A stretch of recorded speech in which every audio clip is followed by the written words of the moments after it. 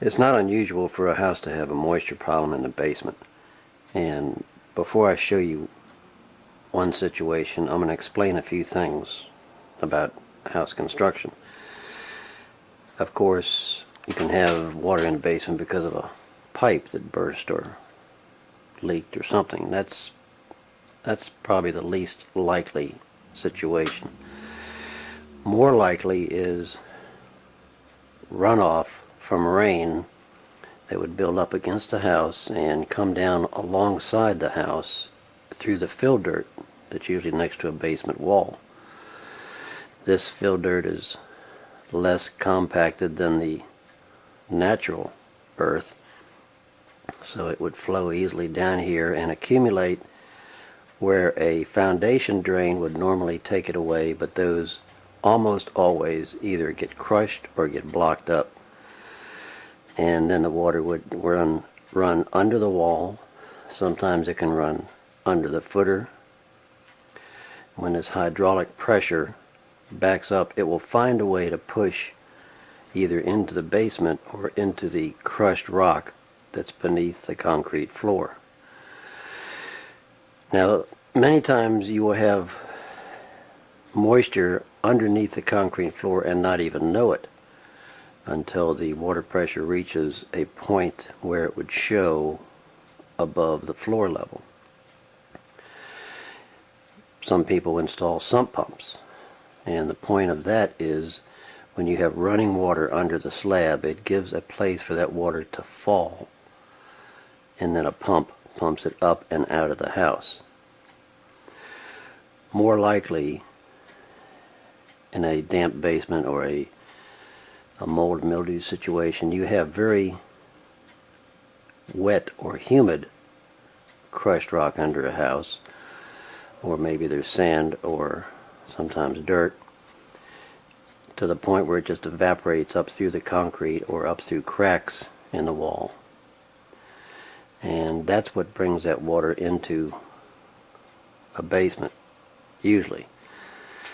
And now I'll show you a situation where they actually have standing water under the slab.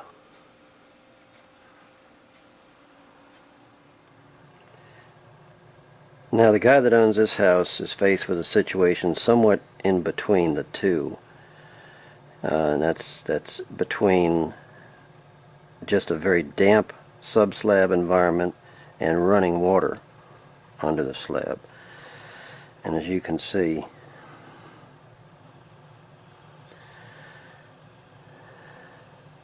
this is standing water under the slab. And this is a fairly large footprint, a new house, and it's about 2,000 square feet footprint, I'd estimate. And that's what it's probably like under the entire slab. So what we're going to do is clean that hole out and install a power vent fan that will take care of that standing water over a number of weeks and months. Sometimes the standing water will be just below the concrete edge there, and in those cases you'll hear the pipe gurgle for some time, and then you won't hear anything, and what that means is it has evaporated enough so that the fan is running clear. So now this guy also, he's a ham radio operator, and he has a lot of electronic equipment down here. And he was running dehumidifiers, which I have turned off for this. And he also has a sump pump about probably 15 yards from me.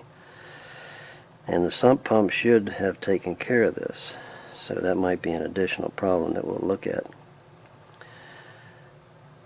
But so that's the point of these subslab systems. This is I don't run into this too often, but when it rains, well, one other thing, he had a problem with his downspouts. They were not hooked to anything. They just went right down the side of the house.